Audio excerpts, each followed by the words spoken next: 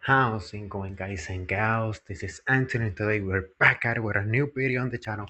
Today we'll be doing the two-night Summerslam review here on the channel. A lot of stuff that I got informed happened. Some other stuff did not happen.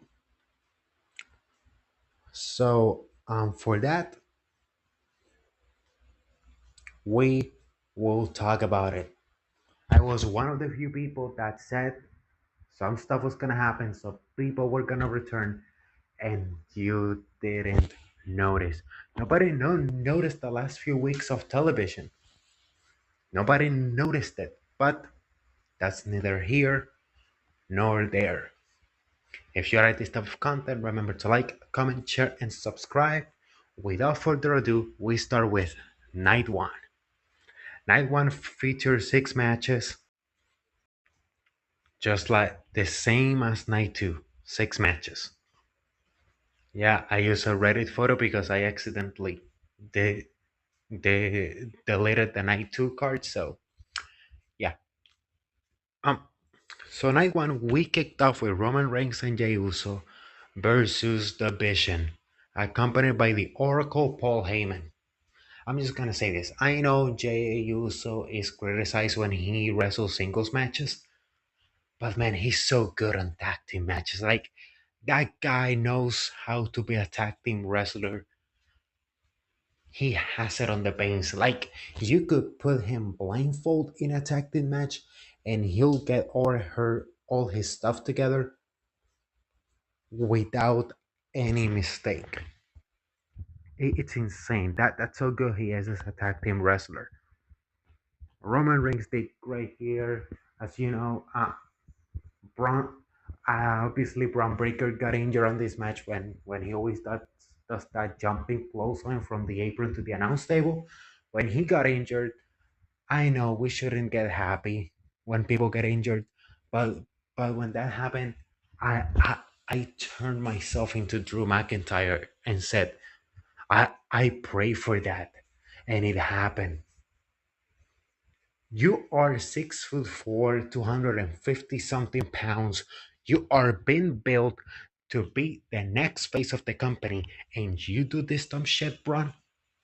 That's the price. Don't do any stupid shit. Tone it down. Less is more, buddy. That's why Will Ospreay is gonna be out for almost a year. He's not gonna be out for a month. And if he's back in a month, he's gonna mess himself up pretty badly. Because Ospreay doesn't like to do flat back bumps. And Braun Breaker's doing stupid shit here. Like, wrestlers doing stupid things happens in both companies. So, But I really like how Braun Breaker and Bronson Reed were getting the heat on Jay, and when Jay was close to the attack, they would trip Roman, so making the fans wanting the attack even more. So when Roman finally tagged in, boom, boom, boom, boom, greatest hits. And I really like the finisher, even though the finish looked a little bit rushed because of Braun Breaker's injury. We saw Braun about to spear Jey Uso. He was gonna spear him. Roman got in the way and he received the spear, leading to Jey Uso. Uso splash, I think, on Bronson Reed, I recall. Yeah, right. For the 1, 2, 3. Babyfaces win. Great way to start the show with a high. I also realize how Jay put the Ulafala on Roman, recognizing him as the original, the only tribal chief. And obviously I think this was really Roman saying, "Hey, I need to film Street Fighter. Let's kick off the night with my match so I can leave early." Like that is the most Brock Lesnar in 2017 reaction ever. Next up, we had the women's tag team title match between Raquel Rodriguez and Roxanne Perez representing the Judgment Day versus Charlotte Flair and Alexa Bliss. Obviously, the story of this match was, can Charlotte and Alexa coexist? Because we've been seeing it the last few weeks on SmackDown how during the entrances they wanted to be one in front of the other, wanting to upstage one another, trying to like prove to each other, I am the Shawn Michaels and you're the Marty Jannetty, so sort of thing. So that was the story in the match, and Roxanne and Raquel took advantage of that. And I really like how Raquel has been working more like a giant, because something that I've really been vocal about is that Raquel bumps way too much for people the size of Alexa Bliss, and you, it's not believable. Like if she bumps for Charlotte Flair, it looks believable because Charlotte may be skinny, but she's freaking tall. You know what I mean? So obviously the heat was on Alexa. Charlotte got the hot tag. Big, humongous pop. I, I, I just felt like I transported myself back to 2017 when Charlotte was like the hottest babyface in the women's division back in 2017. And man, Charlotte shows us why she is the best female wrestler of her generation. She's so good. She's so good. And I really like the finish where Alexa accidentally hit Charlotte, and a couple of spots later, uh, Alexa prepares Roxanne for the sister Abigail, and we see Charlotte rising up, looking at Alexa, and we're thinking, "Oh, payback's here. She's gonna beat the hell out of Alexa." But no, psych, big boot to Raquel Rodriguez, sister Abigail. Alexa pins Roxanne 1, 2, 3. We got new women's tag team champions, and I think this was the right decision because ever since Evolution, I've been saying these two should have won the titles there. These two should have won the titles there. I've been saying it. These two should have won the titles there. So like, um, finally they pulled the trigger, and I think obviously the long term here is is Charlotte versus Alexa. This was originally supposed to be allegedly Charlotte versus Alexa, but since it was getting over, Charlotte told management, hey, save it. Let's take advantage of the crowd reaction. Which on paper, perfect. Perfect. Like this lady knows the business so well that she can read the room. Man, Charlotte's so good. Charlotte's so good. Yeah.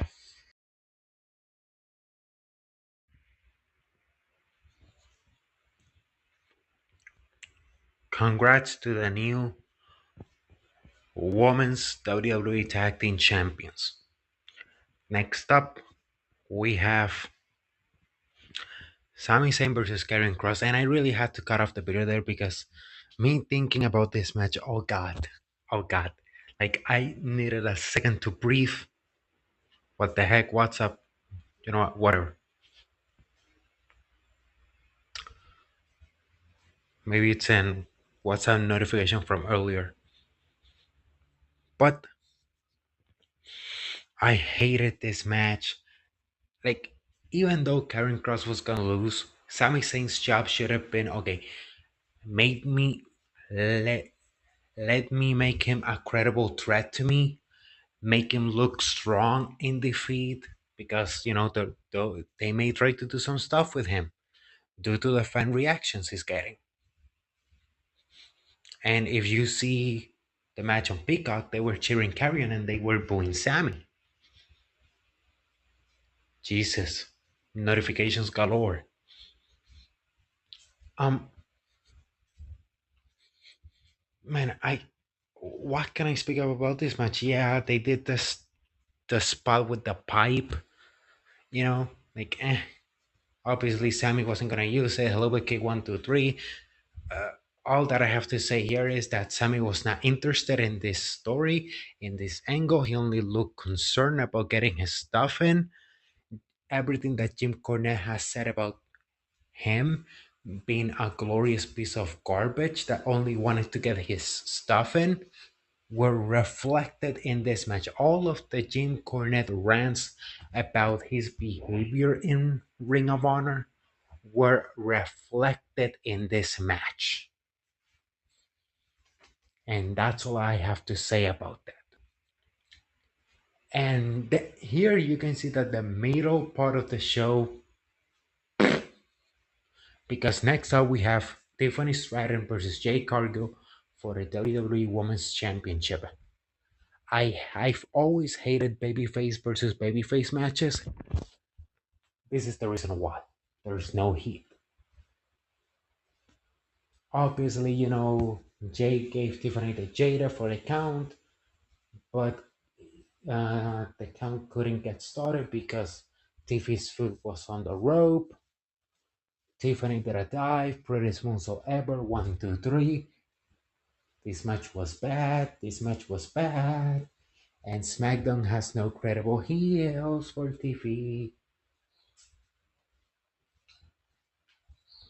I only hope that the way they did was finished. I cannot even speak. I hope the only way they did the finish the way they did is because they're planning a Tiffany Stratton something for her, like bring someone from Raw. Because goddamn, like either take her to Raw. And I love Tiffy as a babyface. I think she should stay a babyface because the crowd is still with her. Wait until the crowd turns on her. And people will say, well, she was a heel on NXT. Also was Bianca Belair. Bianca was always a heel on NXT. She went to the main roster, and it's like, oh, she could be a babyface. The problem with Tiffany being a heel is that she's too flashy. And just because of that fact, she has to stay a babyface. Well, I really hope the way they did that finish is because they're planning a Jade Cargill heel turn. But a friend of mine that's on the creative team told me something that I'm like, if they're gonna turn Jade Cargill heel for that, I'm like, because maybe Bianca Belair, when she comes back, takes the title off Tiffy, and they Jade turns heel on Bianca, and I'm like, why would Jade turn heel? Be because of Bianca winning the title? Makes sense for Bianca to go heel against Jade. Because literally on SmackDown, like the only one that has like credibility to go toe to toe with Tiffany is Bianca Belair. But for that, I think Bianca should go heel. And she's not gonna go heel. So it will be, but I think that will be the rare instance where a babyface versus babyface match would make sense because they're both like this. I'm the best. So like trying to prove who's the best. Storytelling inside the ring can work with those two. So like at least with a Bianca Belair babyface versus babyface works, but here it didn't. On the semi-main event, Randy Orton and Jelly Roll versus Logan Paul and Drew McIntyre. I mean, Jelly Roll did some stuff, but he kind of looked a little bit uncoordinated. But that's stuff that's learned with time, and if he wants to wrestle more, that is something that as time goes on. I mean, he was almost 500 pounds last year, and now he's under 300. So in under a year, he's lost like what over 200 pounds. That's insane. They're like, good job, Jelly. Logan Paul, great heel hit here from the crowd. Drew was great. Randy was awesome. I was surprised that they were getting the hit on Jelly and Randy was waiting for the comeback. That really surprised me. And well, they did the spot where Logan put Jelly Roll through the announce table. Claymore 1, 2, 3. They pin Jelly Roll, who also after that splash, they were trying to take him to the back, and when he saw Randy getting up, he made the hot tag. It wasn't the greatest hot tag in the world, but hey, great babyface fire shown by him. That is pretty good storytelling. Babyface injured but still has fire, goes to help his partner. It's a story all this time. So that part was good. This match was decent. After after the two Stinkfest that we just had back to back, this was a breath of fresh air.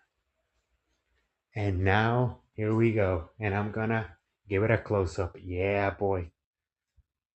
Gunther CM versus CM Punk for the World Heavyweight Championship. Oh god, I love this match. I think this could be match of the year. Not only match of the year. I'm willing to go. This is top five SummerSlam. This is a top five SummerSlam match in history. Like I really like how they did the Rocky Four angle. I love how they literally told Rocky Four in the ring. Which this match was practically 70% Gunther, 30% Punk.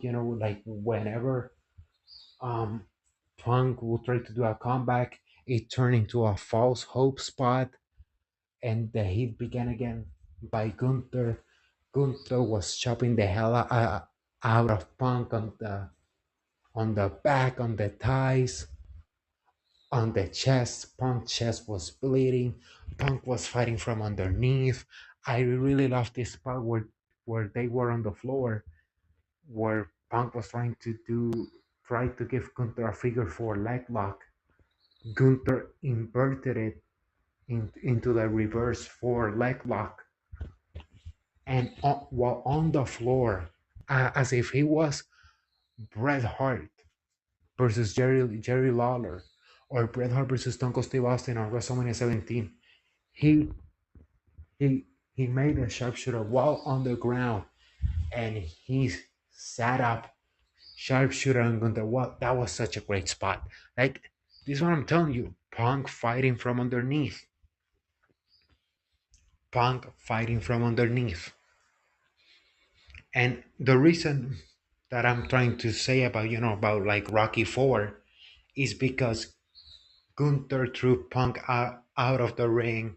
He stood up on the Spanish announce table, and he started mocking the crowd. Like I've got him beat. All arrogant and stuff. And this is like the moment that I'm like, this is Rocky Four. Punk trips Gunther from the announce table, and he falls down. And when he gets up, he's bleeding. But the only thing that I really hated is that it took Gunther too long to get up, so it took him a little too long to bleed, which man, that is so stupid. But here you could hear the crowd gasping when they saw the blood. Like this is this is color done right in professional wrestling. And it reminded me of that scene in Rocky Four where his trainer tells Rocky, "Drago's not a machine. He's a man. He's a man." Because if you remember on Rocky Four, one left from Rocky cuts Drago, and right after on the break between rounds, the trainer tells Rocky, "He's not a machine. He's a man. You can beat him." And you could see Gunther getting inside the ring, and he's looking at himself, my blood, and Punk like a shark in the water, smelling the blood. Boom, boom, boom, boom, boom, boom, boom. Starts beating the hell out of Gunther. One GTS. Gunther doesn't fall. A second GTS. Gunther falls down. One, two, 3. I mean, I know I have missed a lot of details in this match, but I mean, I'm not gonna make like a 40-minute video only of only this match. You know what I mean? I mean, I would love to, but no, no. Like, you need to watch it. Like, me even going detail for detail will not even make it justice. CM Punk becomes the new World Heavyweight Champion. He's crying. He's looking at the title. He's hugging the title. And as he stood up and poses with the title for the hard cam, burn it down. Seth Rollins and the Oracle Paul Heyman, who was in earlier on the show with Bronson Reed and Braun Breaker. I mean, Seth comes with the crutches, and and and he's telling Punk, I've still got the briefcase. I've still got the briefcase, or something in between those lines. And he turns around. He's going back to Gorilla, but then he stops. The camera closes in. The crutches are down. He takes out the knee brace. He faked the knee injury. He faked it. He takes the briefcase. He's running down.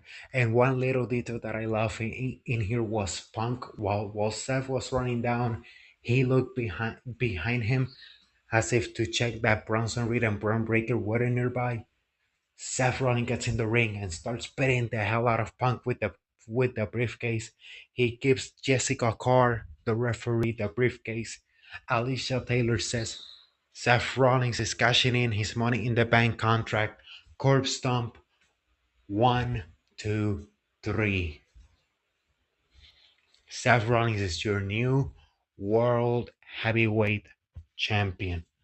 Braun Breaker and Bronson Reed come to the ring. They're all celebrating. Seth Rollins does like the spinning title thingy that he did on WrestleMania 31 on the top of the ramp. And that is how SummerSlam Night 1 goes off the air. The only question is, did Night 1 put the bar too high for Night 2? Let's find out.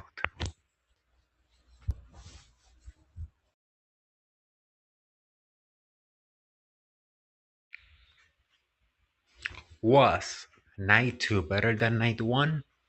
Let's find out. Night 2 kicked off with the triple threat match for the Women's World Championship. Oops. With the triple threat match for the Women's World Championship, where Rhea Ripley and Io Sky both challenged the new Women's World Champion Naomi. As we know, on Evolution, Rhea and Io main evented, and Naomi cashed in her Money in the Bank contract and pinned Io Sky to become the new Women's World Champion. That the night after on Monday Night Raw, it was announced a triple threat match for the title. Obviously, I think this match was pretty easy to predict. Naomi pinned Io on Evolution.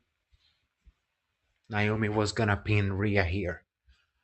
Even though the outcome was predictable, it did not take away from the match. I mean, I really love Naomi's entrance with her dad, even though her dad was trying to keep up with Naomi's theme song and he couldn't. So it felt out of sync. So I feel bad for the guy. Rhea and Io, big pops for the I think the top two baby faces in the entire women's division, which I think really hurts the women's division that those two are on the same brand. I think they should split them up. One should go to Raw and the other should go to SmackDown. But both of them being on Raw feels like Cena and Batista being on Raw in '08. Like, you know what I mean? Like, You need to balance the powers. You need to balance the force. I really like how the match began with Naomi's heel work getting out of the ring and telling both both Rhea and Io to beat the hell out of each other. And I think that was the story of the match. Whenever Rhea and Io were in the ring at the same time, Naomi was trying to escape and was trying to really whistle her way to the win, which was how the match came to an end. Rhea gave Io a super riptide from the top rope, oh, 3 quarters across the ring. Rhea was pinning Io for the riptide. Naomi rolls up Rhea for the 1, 2, 3. Naomi retains, and by Naomi winning, we've got our first match announced for Clash in Paris. It's gonna be Stephanie Baker versus Naomi for the Women's World Championship. So we got our first match announced for Clash in Paris.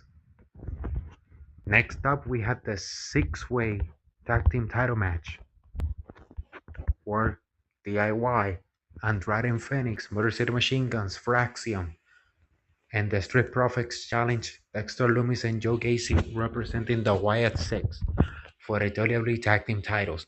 Right now, the best tag team division in wrestling is the SmackDown tag team division. They gave these 12 guys 16 minutes, and man, did they take advantage of those 16 minutes. This was a spot fest galore. I forgot to mention that before the match, they showed the Dudleys and the Hardys on the crowd, and pretty good by Michael Cole that he said that he plugged in Bound for Glory, which is gonna be on October. On October, we'll have Bound for Glory. Pretty good for Michael Cole to plug in TNA's pay-per-view and saying that we're gonna have the Dudleys and the Hardys one last time. And one little detail that I really loved was that Jeff Hardy was wearing a Seth Rollins shirt.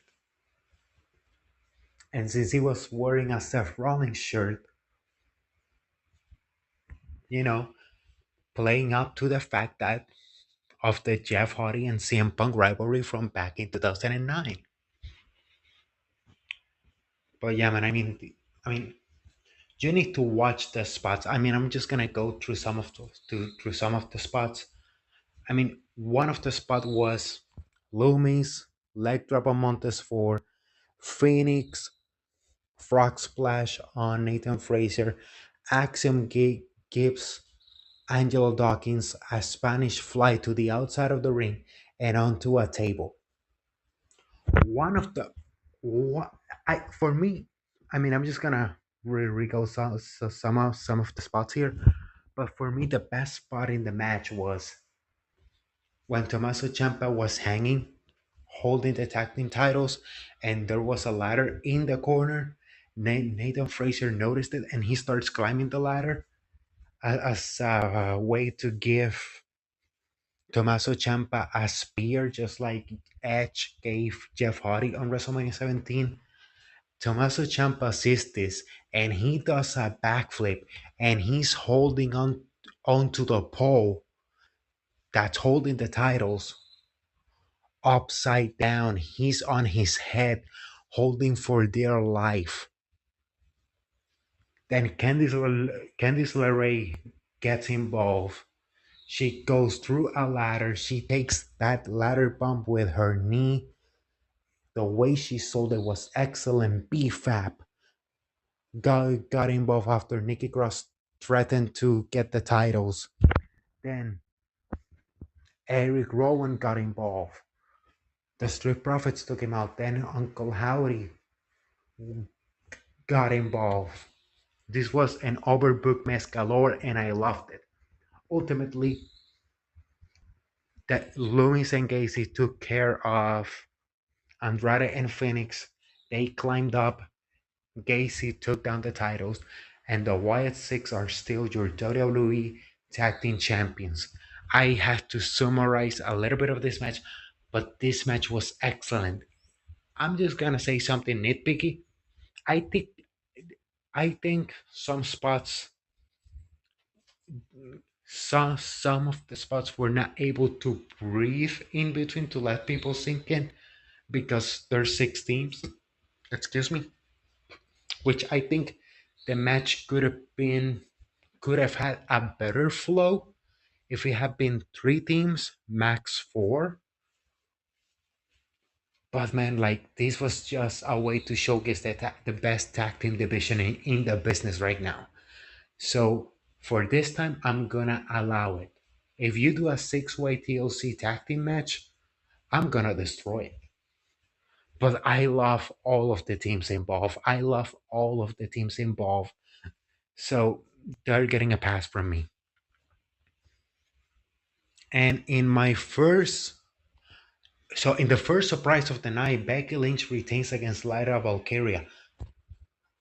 I mean, this match, I'm torn in between because I could see, even though I predicted Lyra winning, I I also saw Bailey getting involved and Becky retaining.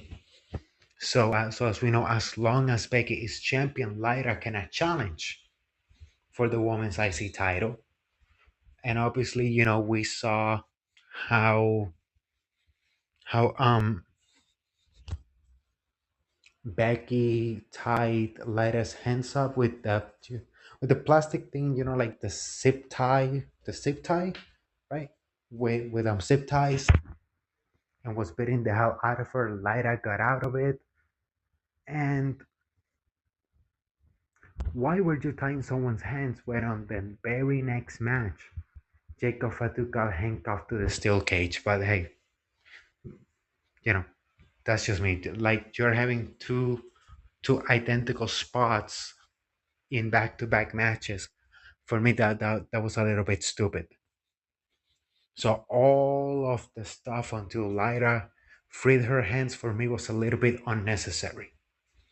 But then after Lyra got got her, but before she got her hands free, um Becky hung Lyra on the ring post with the zip tie and started giving her kendo shots.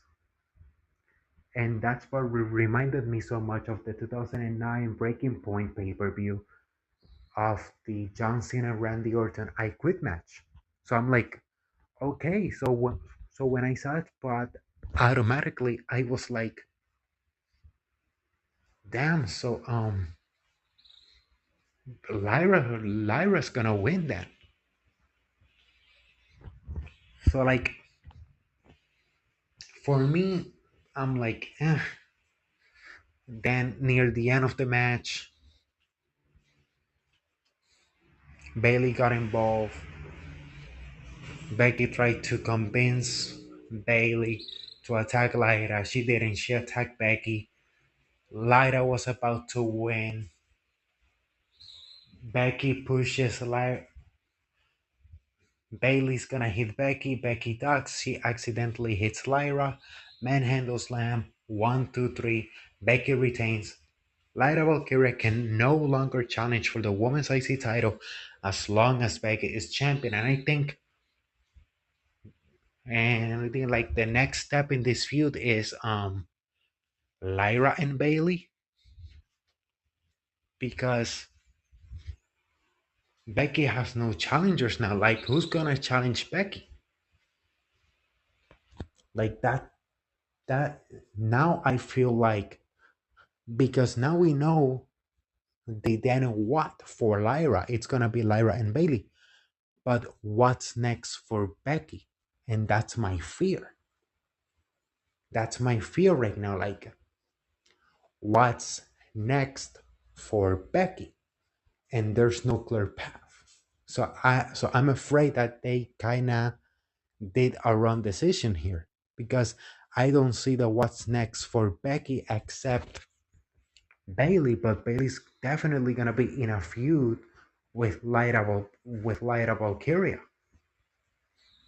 So unless somehow Becky takes the title of Becky, Bailey takes the title of Becky, and then Lyra challenges, and then she wins. Like the what's next for both Lyra and Becky is Bailey. Like I don't know what you're gonna do there because the logic will tell me Lyra and Bailey, not Becky and Bailey. You know what I mean? Like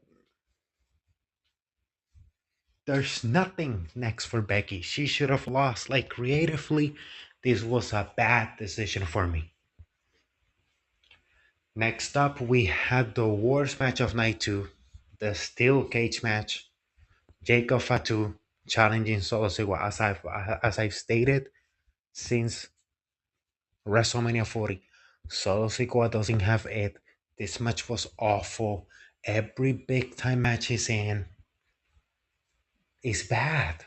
Like the Bloodline Rules match on SummerSlam 2024, awful. Tribal Combat on the first episode of Raw on Netflix, awful match. Tonight, awful match. Like this guy does not have the it factor, and he's gaining weight. Like Jacob Fatu lost weight, Jay Uso lost weight. Between 2022 and 2024, I lost 80 pounds. Like my guy, if I could do it, so can you. Like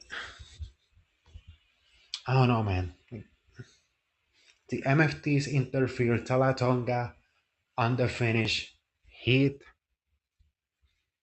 um Jacob Fatu with the cage door. Solo escaped the cage. He retains. Then after the match, Jimmy Uso helps Jacob, puts JC Mateo and Tonga Loa inside the cage. Jacob Fatu does a moonsault from the top of the cage, and that's that, and he poses. And look at my excitement right now. I don't care about this match. On the semi main event, this match should have been called the Eddie Guerrero tribute match. Dominic Mysterio defends the Intercontinental Championship against AJ Styles. I really love how Dominic came out. You know, this is 20 years from his first appearance on WWE. Uh, Dominic came out with the same attire, with Rey Mysterio inspired attire.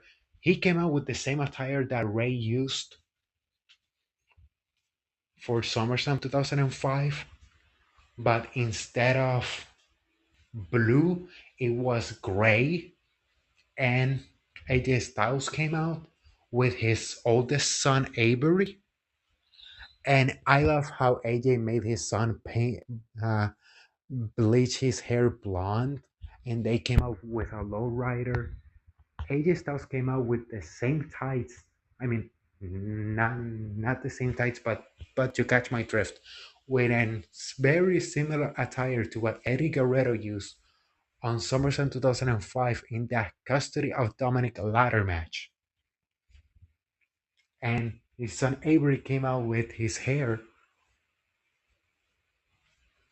I mean, and AJ Styles' son Avery came out with his hair blonde, just like Dominic used to have his hair blonde back when he was 8 years old.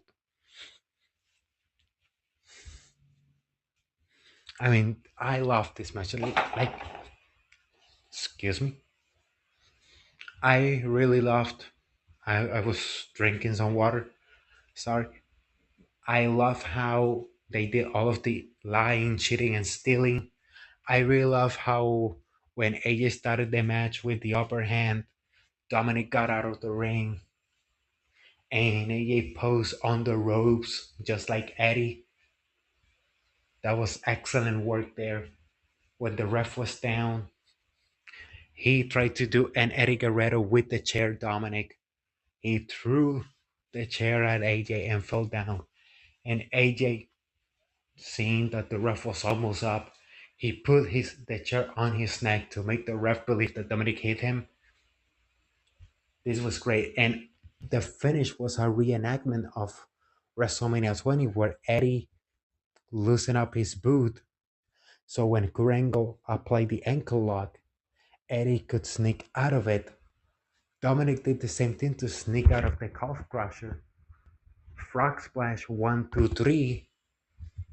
Dominic goes to Triple Mania 33 as the Intercontinental Champion. And obviously, I think he's gonna win because if you watch Triple A during the feud with Alberto, that people have turned on Vikingo. Like they need to take the title of Vikingo, and I think, and the reason I predicted AJ to win was like they're not gonna have Dominic be double champion. I was wrong, and I'm happy I'm wrong because there's a saying that says the harder the babyface, the harder the heel, but that also applies backwards. A hot heel can be an even harder babyface. Dominic's gonna be a great babyface, which that has been the plan for almost a year now in WWE, making Dominic a babyface, and that's the plan still to this day.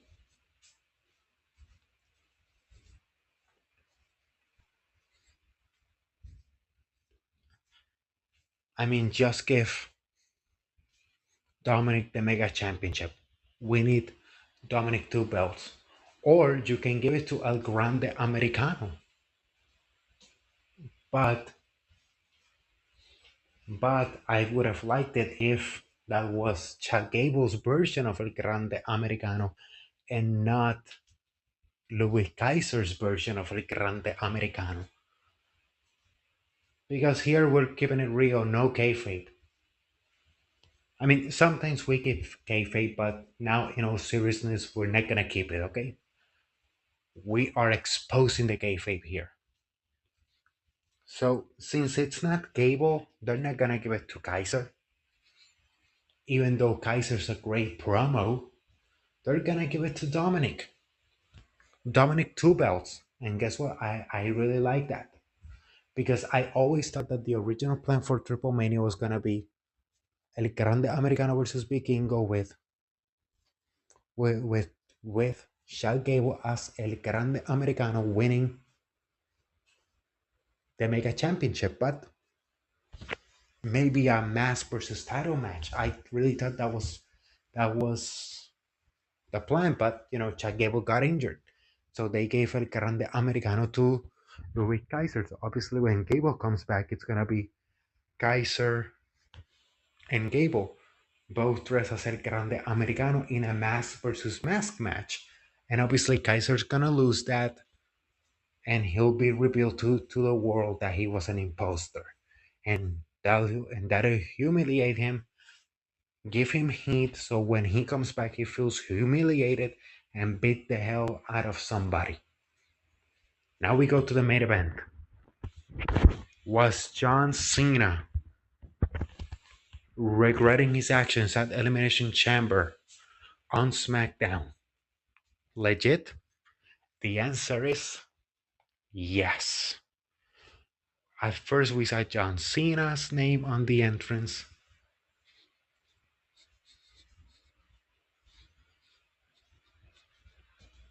but then we see the John Cena graphic, the old school John Cena graphic. I also like Cody's entrance, that his entrance started with a message to the fans, thanking them for being there during the past 10 years, because of Dusty's passing, and how we as fans were there when he finished the story, even though his dad couldn't. I mean, I love both guys' entrances. This was a big match feel. Babyface versus babyface, Super Cena for the last time ever. The beginning of Super Cody on a street fight. These two guys beat the hell out of each other. This is what WrestleMania 41 should have been. Like, this was Triple H saying, The heel turn was a failure. This was a big FU to both Travis Scott and Dwayne Johnson. I love this match. There was some pretty stuff here. This was false finish after false finish. I really liked how they went under the stage and then a light um was a white light was turned on the Bowie trapdoor where Cody came out from, and we see Cena coming out with Cody Rhodes in his arms.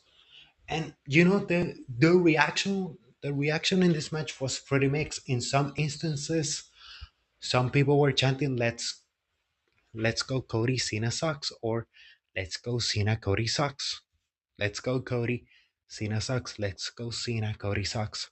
It was a pretty mixed reaction, and the right man won.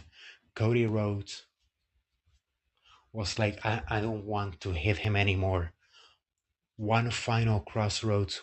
One, two, three. Cody Rhodes is your new undisputed WWE champion. John Cena and Cody hugged in the middle of the ring. John Cena gave him the championship. He raised his hand. Cody left the ring to give Cena his moment, to give Super Cena his final moment. And he tells he tells the fans there's only 4 months left. And as he's about to hit the ring, just like I told you, because I told you, I got sources, I told you this guy was gonna be here. Dun, dun, dun, dun, dun, dun, dun. Brock Lesnar makes his WWE return and lays out John Cena with an F5. When will this match be? Will it be in Clash in Paris? Is it gonna be on Perth, on Crown Jewel?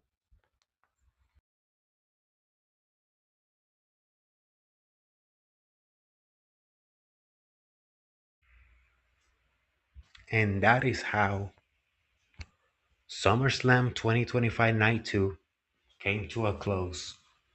Brock Lesnar standing tall over the fallen John Cena.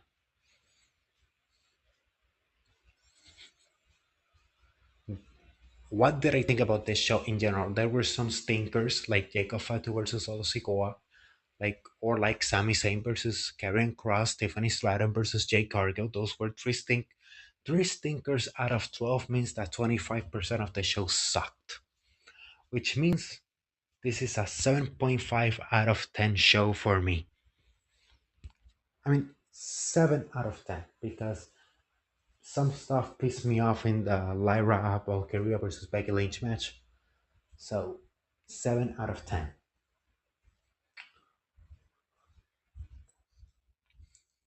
And I'm just gonna say this: like this show was a big fu to both Travis Scott and Dwayne Johnson. This show felt like TKO told Triple H, book what you need to book. Forget everybody else. For book what you need to book. And as we know, um, Brock Lesnar was one of the opponents that Cena wanted on his farewell tour. And if you guys remember, next year, SummerSlam is going to be on Minneapolis, Minnesota. Tonight, we had the first glimpse of the Brock Lesnar farewell tour. Because Brock Lesnar, breaking news here, is retiring next year at SummerSlam. There's your news right there.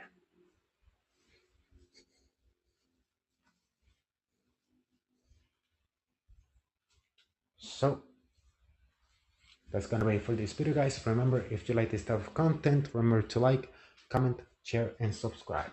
And as I always say, share these beautiful moments with your families, create beautiful memories, because life's too short, but those memories last a lifetime. As always, this is Anthony, signing off. Bye bye.